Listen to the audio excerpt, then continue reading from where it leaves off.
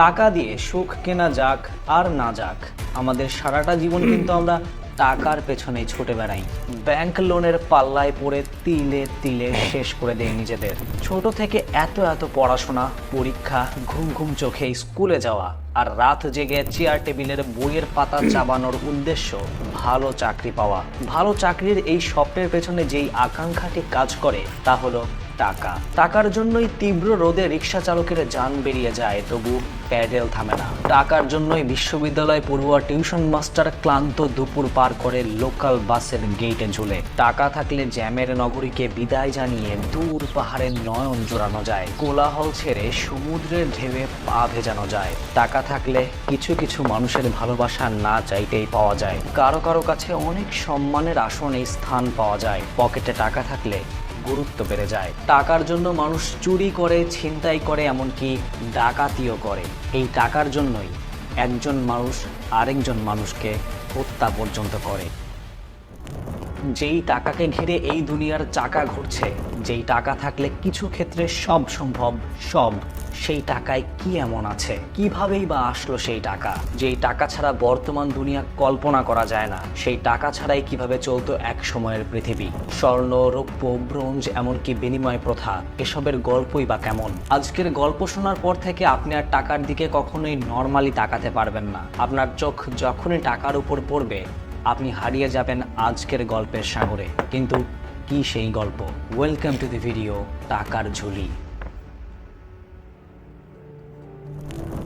আমার হাতে এখন যেটি দেখতে পাচ্ছেন, মোটা দাগে এটাকে একটি 100 টাকার নোট বললেও এটা কিন্তু নেহাতি একটি সামান্য কাগজের টুকরা। রাস্তায় পড়ে থাকা আর 10টা কাগজের মতো এটাও একটা কাগজ। কিন্তু মুশকিলটা হলো, এই কাগজে এমন কিছু একটা আছে যা দেখলে কাঠের পুতুলও হা করে। কাঠের পুতুল হা করার বিষয়টি প্রবাদ বাক্য হলেও হতে পারে, কিন্তু মানুষের ক্ষেত্রে তো সারাটা জীবনই চলে যায় এই টাকা ইনকামের চক্করে। কিন্তু প্রশ্ন হলো, এই টাকা এলো কোথা থেকে?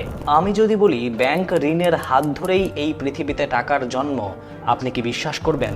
কি ভাবছেন, ব্যাংক ঋণের সাথে টাকার জন্মের সম্পর্ক কি? বলবো, কিন্তু তার আগে আমাদেরকে ফিরে যেতে হবে আজ থেকে বহুদিন আগে, প্রায় 10,000 বছর।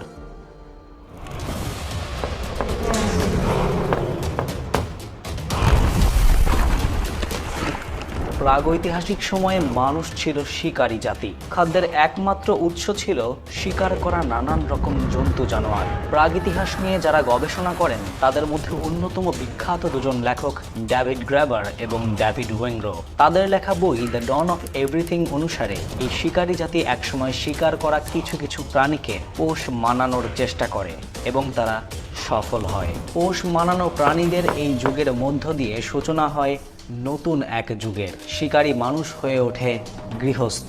যুগের নাম কৃষি যুগ। কিন্তু মুশকিলটা হলো, দ্য ডন অফ এভরিথিং বই নিজেই বলছে এগ্রিকালচার ওয়াজ পারহ্যাপস হিউম্যানিটিজ ওর্স্ট মিস্টেক, অর্থাৎ কৃষি ছিল মানব সভ্যতার সবচেয়ে বড় ভুল।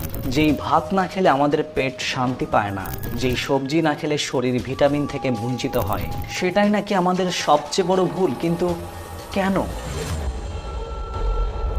ঠিক নাকি ভুল সেই হিসাব নিকাশ পরে হবে, কিন্তু এই কথা সত্য, আজকের এই আধুনিক দুনিয়া কখনোই আধুনিক খেতাব পেত না যদি প্রাগৈতিহাসিক যুগের মানুষ কৃষিকাজ শুরু না করত। এত এত ইমারত হতো না, আকাশচুম্বী টাওয়ার হতো না, এমনকি বিজ্ঞানও হয়তো বিকাশ করতো না। আসতো না উড়োজাহাজ, রকেট কিংবা সাবমেরিন। চাঁদের বুকে মানুষের পায়ের ছাপও হয়তো পড়তো না। কিন্তু কৃষি শুধু আধুনিকতাকেই ডেকে আনেনি, ডেকে এনেছে টাকা, আধুনিক দুনিয়ার চাকা। আর এখান থেকেই আমাদের আসল ভিডিও শুরু। টাকার জন্ম থেকে শুরু করে আপনার হাত পর্যন্ত পৌঁছানো সেই কাগজের টুকরার আদ্যপান্ত। এই দুনিয়ায় সবার আগে মুদ্রার জন্ম দিয়েছিল মেসোপটেমিয়ান সভ্যতার মানুষেরা, অন্তত রেকর্ডেড ইতিহাস সেটাই বলে। কিন্তু ঠিক এখন আমাদের গল্পের শুরু মুদ্রা আসারও আরও অনেক আগে থেকে, যখন মানুষ বিনিময় প্রথার শুরু করে। বিখ্যাত লেখক যুভাল নোয়া হারারির বই স্যাপিয়েন্স থেকে এই সম্পর্কে অনেক তথ্য জানা যায়। বইটি অনুসারে কৃষি যুগের সময় মানুষ শিকার ছেড়ে নানান রকম পেশায় বিভক্ত হয়ে যায়। কেউ কাপড়ের ব্যবসা শুরু করলো, কেউ মুচির পেশার হাল ধরলো, কেউ শুরু করলো কৃষিকাজ। সমাজে বেঁচে থাকার জন্য মানুষের যা যা প্রয়োজন, সেই প্রয়োজন অনুসারেই মানুষ তাদের পেশা ভাগ করে নিল। যার যেমন দক্ষতা ঠিক সেভাবেই। আর নানান রকম সেবা পেতে কিংবা কেনাকাটা করতে শুরু হলো বিনিময় প্রথা। ধরুন একজন কৃষকের জুতা সারানো দরকার, সে শস্য দানা নিয়ে চলে যাবে মুচির কাছে। মুচি সেই শস্য দানার বিনিময়ে তার জুতা সারিয়ে দেবে। এবং ঠিক উল্টাটাও ঘটা সম্ভব। যেমন একজন মুচির খাদ্যের তাগিদে শস্য দানার প্রয়োজন, সে চলে যাবে শস্য দানা উৎপাদনকারী কৃষকের কাছে। কাপড় ব্যবসায়ীর জুতা সারার বিনিময়ে সে যেই কাপড় পেয়েছে তা সেই কৃষককে দিয়ে সে নিয়ে আসবে শস্য দানা। এই তো ব্যাস, আর কি লাগে। সে যুগে বেঁচে থাকার জন্য এর চেয়ে বেশি কিছুর প্রয়োজনও ছিল না। কিন্তু মুশকিলটা হলো অন্য জায়গায়। কোন জায়গায় বলছি। ধরুন আপনি একজন প্রাগৈতিহাসিক সময়ের কৃষক এবং আপনি বেশ অসুস্থ। আপনি চান আপনার ফলানো শস্যদানার বিনিময়ে আপনি আপনার চিকিৎসা করাবেন, কিন্তু আপনার জমির ধান পাকতে এখনো কয়েক মাস বাকি। আপনি কি এখন বিনা চিকিৎসায় মারা যাবেন, নাকি অন্য কোনো উপায় খুঁজবেন? অবশ্যই উপায় খুঁজবেন। আর এখান থেকেই শুরু মুদ্রার গল্প। আপনি আপনার চিকিৎসা নেবেন, কিন্তু বাকিতে। আর এই বাকি পরিশোধ করবেন আপনার ধান পাকলে। কিন্তু যার কাছ থেকে চিকিৎসা নেবেন সে আপনাকে বিশ্বাস কিভাবে করবে? আর আপনি যে বাকি পরিশোধ করবেন তারই বা নিশ্চয়তা কি? আর এই সমস্যাটি সমাধানের জন্যই একটি নিরপেক্ষ তৃতীয় বিনিময় মাধ্যম তৈরির প্রবণতা দেখা দেয়। তৃতীয় নিরপেক্ষ মাধ্যমটি এমন একটি বস্তু হবে যার সাপেক্ষে অনায়াসেই লেনদেন করা সম্ভব। আর সেই বস্তু হলো মুদ্রা, সহজ ভাষায় টাকা।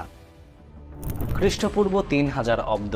শহরের নাম মেসোপটেমিয়া। মেসোপটেমিয়ানরা উদ্ভাবন করেছিল জমানো সম্পদ থেকে ঋণ পরিশোধের ব্যবস্থা। কৃষকরা তাদের শস্য জমা করত শহরের মন্দিরে, আর সেই জমার রেকর্ড থাকতো মাটির তৈরি একটা ট্যাবলেটে। জমা করার সময় কৃষককে দেওয়া হতো মাটির তৈরি টোকেন, যেই টোকেন কাজ করত রশিদের। এটা দিয়ে তারা তাদের ঋণগুলো পরিশোধ করত। আর এখান থেকেই সৃষ্টি হয় মুদ্রার ধারণা। আজ থেকে 5000 বছর আগে এই মেসোপটেমিয়ানরাই উদ্ভাবন করে ইতিহাসের প্রথম মুদ্রা শেকেল।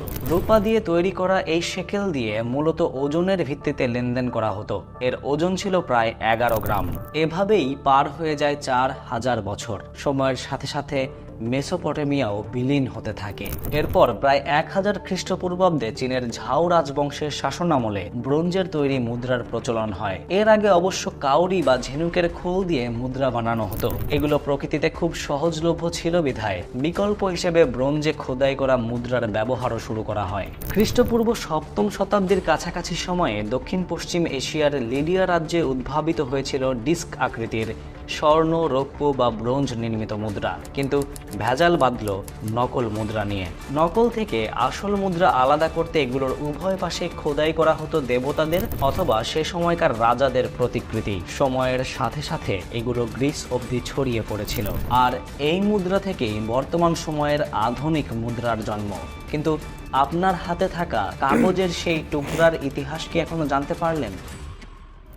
কাগজের মুদ্রা সর্বপ্রথম তৈরি করা হয় চীনে 700 থেকে 800 খ্রিস্টাব্দের মাঝামাঝি সময়ে। সে সময়ের চীনে কাগজের মুদ্রা তৈরির কারখানাও ছিল, কিন্তু এই মুদ্রা বেশি দিন লেনদেনের মাধ্যম হিসেবে টিকে থাকতে পারেনি। 1455 সালের পরই বন্ধ হয়ে যায় এই টাকার ব্যবহার। 15 শতকের মাঝামাঝি সময়ে চীন আবার তার ধাতব মুদ্রায় ফিরে যায়। আর বাংলা টাকার জন্ম ঠিক এই সময়কাল 14 শতাব্দী। এবং সবচেয়ে মজার বিষয় হচ্ছে ইউরোপ থেকে এশিয়ার বাণিজ্য পথ বিখ্যাত সিল্ক রোডের লেনদেনকৃত এক প্রসিদ্ধ মুদ্রা ছিল এই টাকা। শব্দটির উৎপত্তি সংস্কৃত শব্দ ট্যাঙ্কহ থেকে। বিখ্যাত পর্যটক ইবনে বতুতাকে হয়তো আপনারা সবাই চেনেন। তিনি যখন বাংলা ভ্রমণে এসেছিলেন তখন 1338 সালে রূপার টাকার জনপ্রিয়তা লক্ষ্য করেছিলেন। বাংলার সুলতানদের জন্য এই মুদ্রা ছিল সার্বভৌমত্বের প্রতীক। 1971 সাল পর্যন্ত পাকিস্তানি রুপিতে উর্দু এবং বাংলায় দ্বিভাষিক শিলালিপি ছিল এবং একে রুপি এবং টাকা উভয় নামেই ডাকা হতো। এটা ছিল বাংলা টাকার প্রথম কাগজের সংস্করণ। বাংলার ভাষা আন্দোলন পূর্ব পাকিস্তানের টাকার স্বীকৃতি নিশ্চিত করার ক্ষেত্রে গুরুত্বপূর্ণ ভূমিকা পালন করে। এরপর দেশ যখন স্বাধীন হলো, তারপর 1972 সালে আনুষ্ঠানিকভাবে টাকাকে বাংলাদেশের মুদ্রা হিসেবে স্বীকৃতি দেয় বাংলাদেশ ব্যাংক। আপনার হাতে থাকা 100 টাকার নোটটি ইতিহাসের এতগুলো পাতা ঘুরে তারপরে আপনার পকেট পর্যন্ত গিয়ে পৌঁছেছে। আগামীতে এই কাগজের টুকরাটিও আর থাকবে না, সবই হয়ে যাবে আপনার মোবাইল ব্যাংকিং এর ডিজিট মাত্র। এরপর থেকে যতবার আপনি টাকা দিয়ে কোনো কিছু কিনবেন, আপনার মনে পড়ে যাবে প্রাগৈতিহাসিক সেই অসুস্থ কৃষকের কথা, যার ফসল না পাকার কারণে আপনার হাতে এই কাগজের নোটটি এসে পড়েছে। আপনার মনে পড়বে মেসোপটেমিয়ার কথা, চীনের কথা, গ্রিসের কথা, হাজার হাজার বছর আগের কথা। এবার বলুন, আপনি কত টাকার মালিক?